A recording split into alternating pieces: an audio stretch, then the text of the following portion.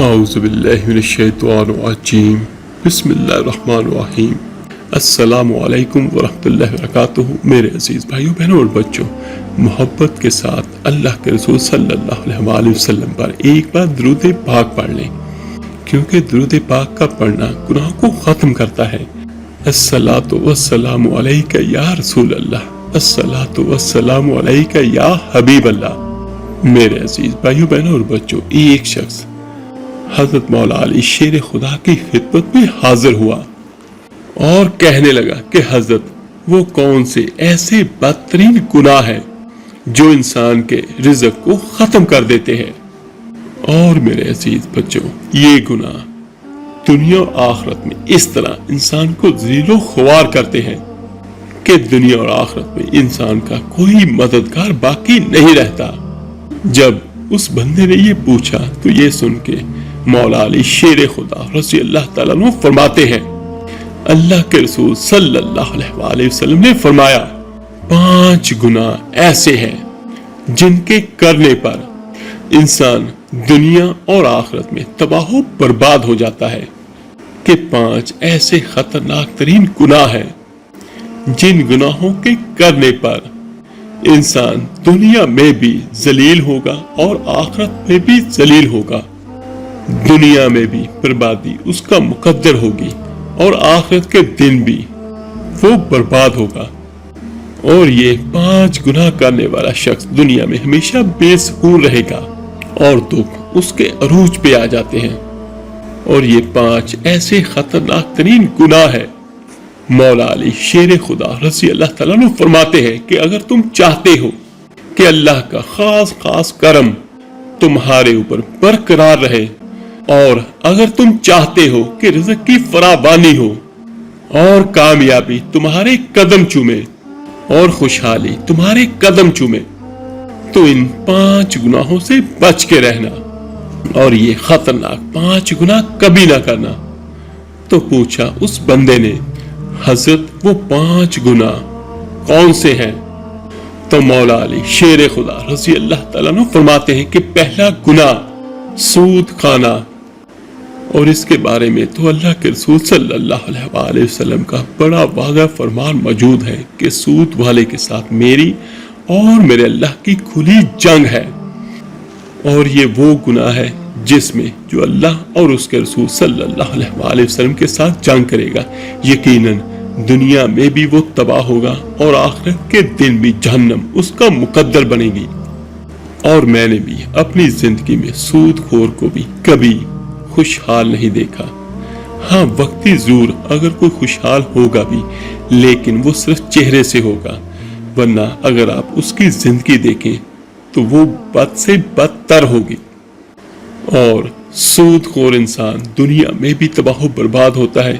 اور آخرت میں بھی یقیناً تباہ و برباد ہوگا۔ اور یہ بھی دیکھے گا کہ ہمارے معاشرے میں سود خور ایسا ہے کہ جس کی کوئی بھی عزت نہیں کرتا، اور سود خور کبھی بھی سکون کی نیند نہیں سوئے گا۔ سود خور انسان جو دوسروں کو تکلیف اور ٹینشنوں میں مبتلا رکھتا ہے،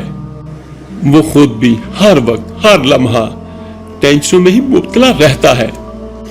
اور طرح طرح کی پریشانیاں، مصیبتیں، پریشانیاں اسے گھیر لیتی ہیں۔ اور فرماتے ہیں مولا علی شیر خدا رضی اللہ تعالیٰ عنہ کہ قیامت کے دن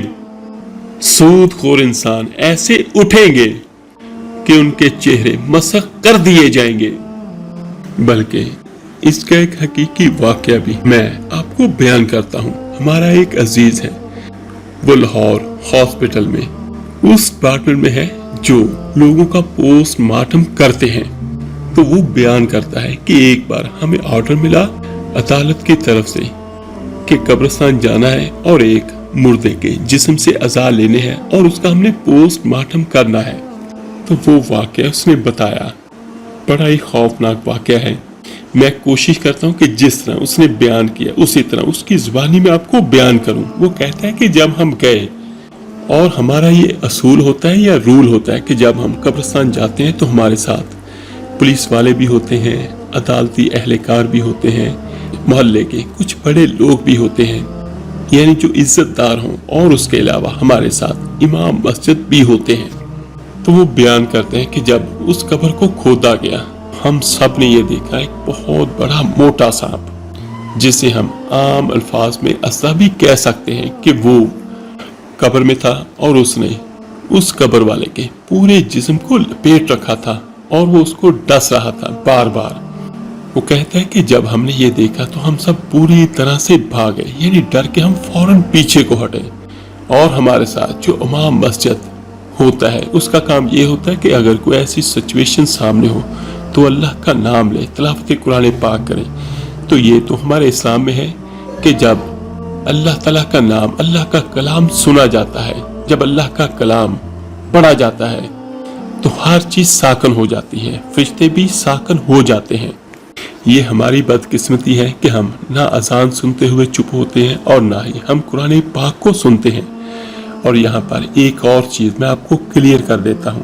کہ آقا کریم صلی اللہ علیہ وآلہ وسلم نے فرمایا، جس کا مفہوم کچھ یوں ہے کہ جب کوئی بندہ تلاوت قرآن پاک کرتا ہے تو اللہ تعالیٰ کان لگا کے سنتا ہے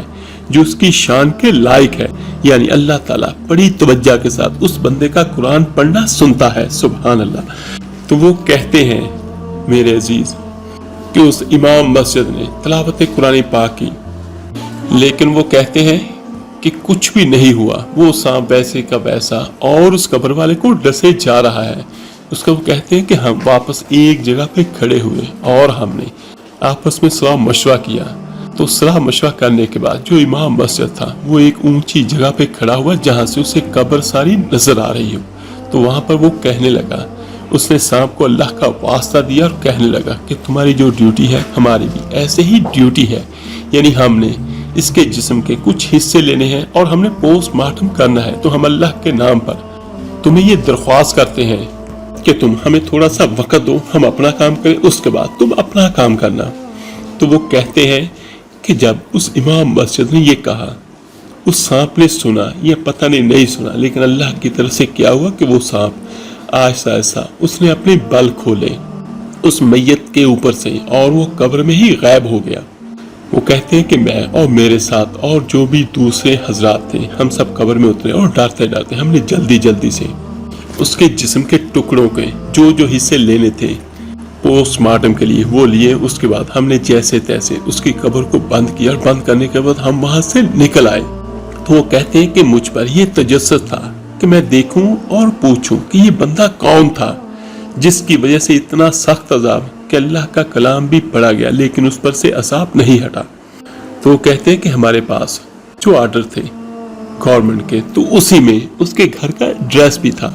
تو ہم وہاں گئے اور ہم نے اس کے محلے والوں سے پوچھا تو پتا چلا یہ بندہ سود کا کاروبار کرتا تھا۔ یہ وہ سچا واقعہ ہے جو کسی کتاب میں نہیں یا کسی جگہ پہ نہیں، لیکن یہ بالکل سچا واقعہ ہے جو بہت سارے بندوں نے اپنی آنکھوں سے دیکھا ہے۔ یہ میں لاہور شہر کی بات کر رہا ہوں اور ابھی بھی تقریباً یہ سارا واقعہ بتانے والے اور دیکھنے والے زندہ ہیں۔ اور اس کے علاوہ حضرت شیخ سعدی رحمۃ اللہ علیہ فرماتے ہیں میں ایک نئے مکان کی تلاش میں تھا، یعنی میں نے نیا مکان خریدنا تھا۔ تو وہ کہنے لگے کہ اتنے میں ایک سود خور میرے پاس آیا اور وہ مجھے کہنے لگا کہ یہ مکان خرید لو، عمدہ مکان ہے، کوئی عیب نہیں اور اچھا مکان ہے، اور مزید کہنے لگا کہ میں آپ کا ہمسایہ ہوں اور اسی محلے کا رہنے والا ہوں، آپ کا پڑوسی بن جاؤں گا اور میں آپ کا ہمسایہ بن جاؤں گا۔ یعنی حضرت شیخ سعدی رحمۃ اللہ فرماتے ہیں کہ سود خور انسان مجھے کہنے لگا میں آپ کا ہمسایہ بن جاؤں گا، پڑوسی بن جاؤں گا اور اسی محلے میں رہوں گا، یہ مکان بہت اچھا ہے اور اس میں کوئی عیب نہیں ہے۔ تو یہ سن کے حضرت شیخ سعدی رحمۃ اللہ فرماتے ہیں کہ او نادان شخص،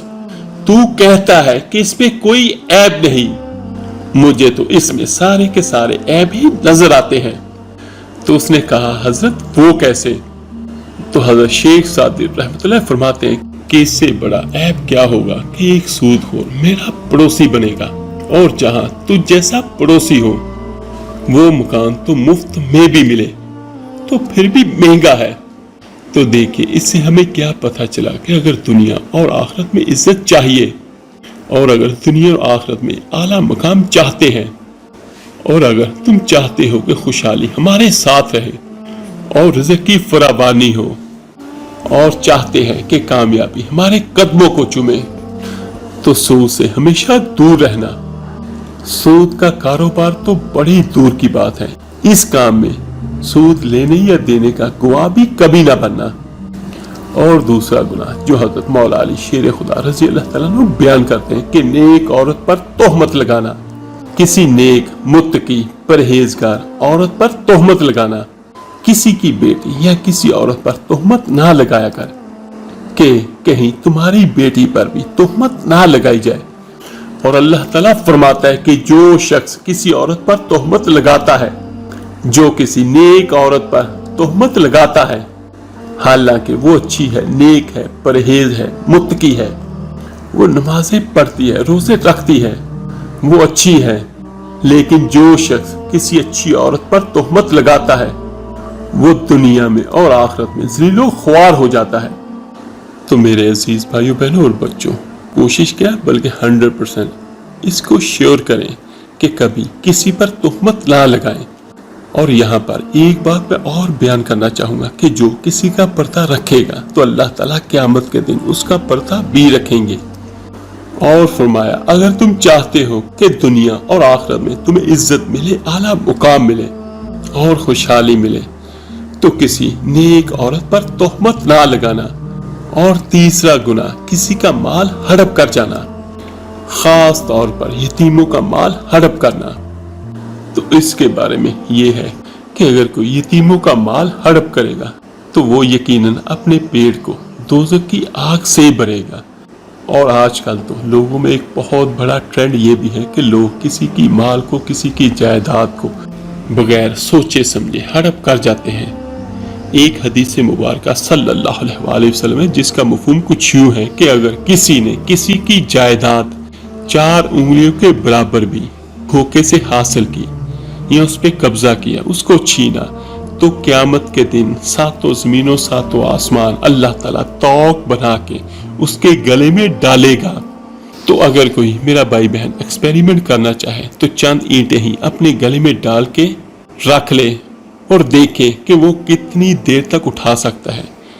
تو جو میرا بھائی بہن کسی کی زمین، کسی کی جائیداد ہڑپ کرتا ہے کسی طرح سے بھی، دھوکہ دہی سے بھی، تو کس طرح وہ کل کو قیامت کے دن 7 زمینوں 7 آسمان اپنے گلے میں ڈال کے رکھ سکے گا۔ تو یہ ان کے لیے بہت بڑی وارننگ ہے میرے آقا کریم صلی اللہ علیہ وآلہ وسلم کی طرف سے۔ تو توبہ کریں، اور جس کسی نے بھی اگر کسی کی جائیداد یا کسی کا مال ہڑپ کر رکھا ہے تو اللہ کے واسطے اس کو واپس کر دیں اور اس سے بھی معافی مانگیں، اور اس کے بعد اللہ تعالیٰ سے بھی اپنے گناہوں کی معافی مانگیں۔ اور چوتھا گناہ حضرت مولا علی شیر خدا رضی اللہ تعالیٰ عنہ فرماتے ہیں کہ اللہ کے ساتھ کسی اور کو شریک ٹھہرانا، اللہ کے ساتھ کسی کو شریک سمجھنا، یہ ایک ایسا گناہ ہے، یعنی یہ شرک والا گناہ اتنا بڑا ہے، ہر گناہ کو اللہ تعالیٰ اپنی رحمت سے معاف کر دے گا،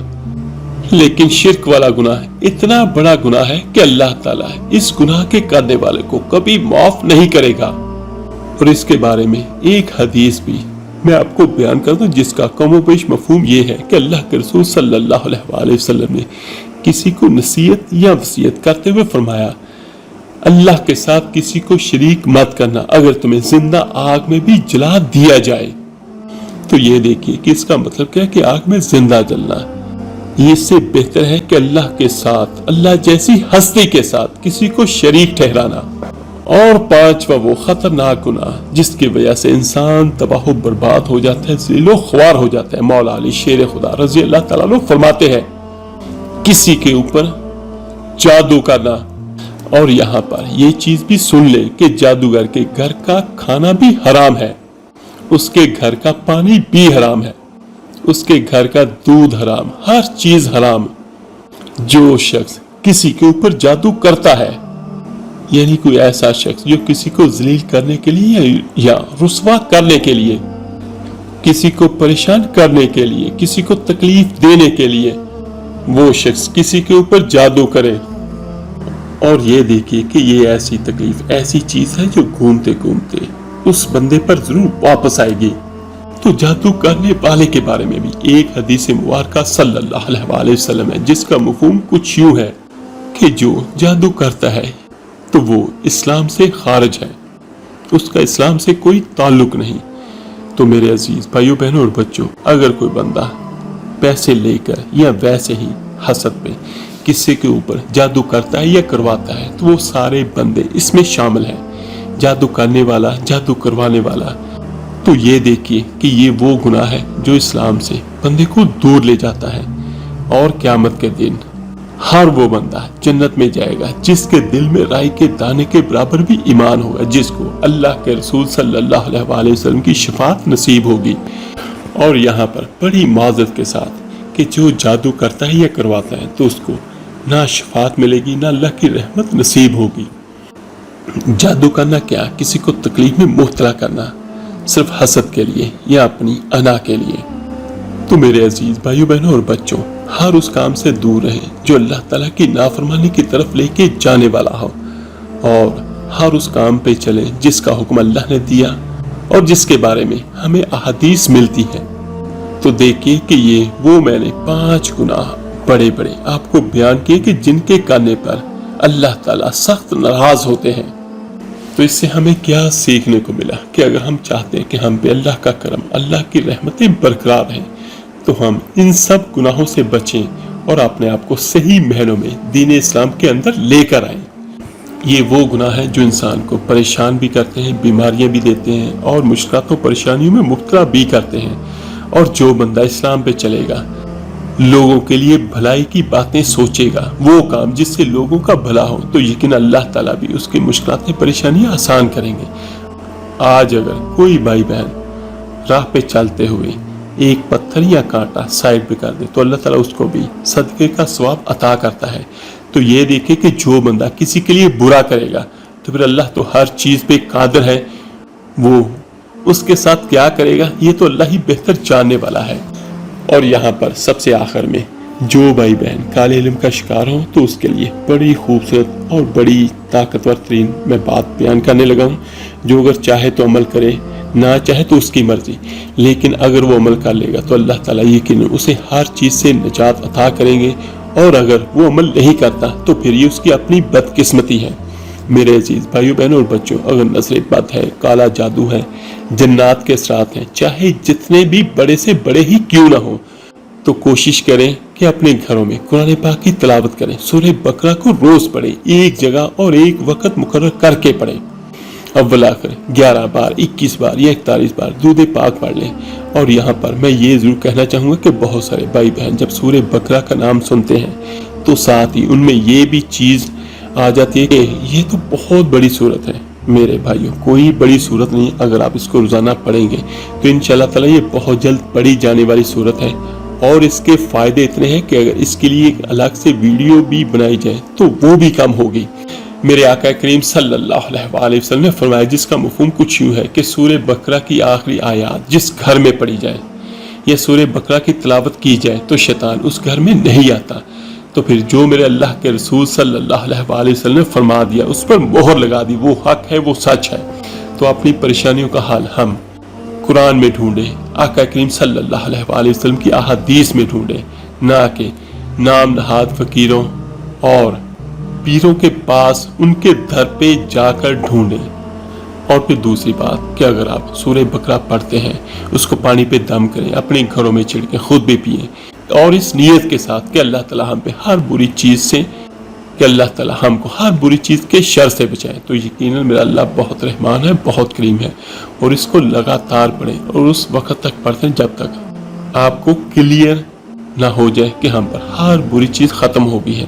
اور سورہ بقرہ کا پڑھنا مال کو بڑھاتا ہے، آپ کی عزت کو بڑھاتا ہے، مال و دولت بھی عطا کرتا ہے، اور اولاد بھی اللہ کی رحمت سے آپ کو ملے گی۔ یعنی سورہ بقرہ ایک عمل، اور اس کے کرنے سے شاید یہ کہنا بھی کم ہو کہ اللہ تعالیٰ دنیا جہان کی ہر خواہشات کو اللہ تعالیٰ اپنی رحمت سے ضرور پورا کرے گا۔ اتنی زیادہ افادت ہے سورہ بقرہ کے پڑھنے کی۔ اور سب سے بڑی بات کہ جو بھائی بہن یہ سمجھتا ہے یا یہ کہتا ہے کہ سورہ بقرہ بہت بڑی ہے، تو میرے عزیزوں، آپ کی پریشانی زیادہ بڑی ہے، یہ سورہ بقرہ زیادہ بڑی ہے۔ اگر آپ روزانہ صرف کچھ وقت لگا کے سورہ بقرہ پڑھ لیں تو یقیناً آپ کی زندگی میں بہت سکون ہوگا، اور اللہ تعالیٰ اپنی رحمت سے آپ کی مشکلاتوں اور پریشانیوں کو ایسے ختم کر دے گا کہ جیسے ان کا کوئی وجود ہی نہ ہو۔ اللہ تعالیٰ سے دعا ہے اللہ تعالیٰ آپ کو مجھے ہم سب کو صحیح معنوں میں دین اسلام پر چلنے کی توفیق عطا فرمائے، اور ہر چاہے وہ چھوٹا ہو چاہے بڑا ہو ہر گناہ سے اللہ تعالیٰ بچائے، آمین ثم آمین۔ آپ میرے لیے دعا کیجیے گا، میں آپ سب کے لیے ضرور دعا کروں گا۔ اس ویڈیو کو لائک اور شیئر ضرور کیجیے گا صدقہ جاریہ سمجھ کر۔ تو ملتے ہیں انشاءاللہ تعالیٰ جلد ہی ایک نئی ویڈیو عمل کے ساتھ۔ اپنا بہت بہت خیال رکھیے گا۔ اللہ حافظ۔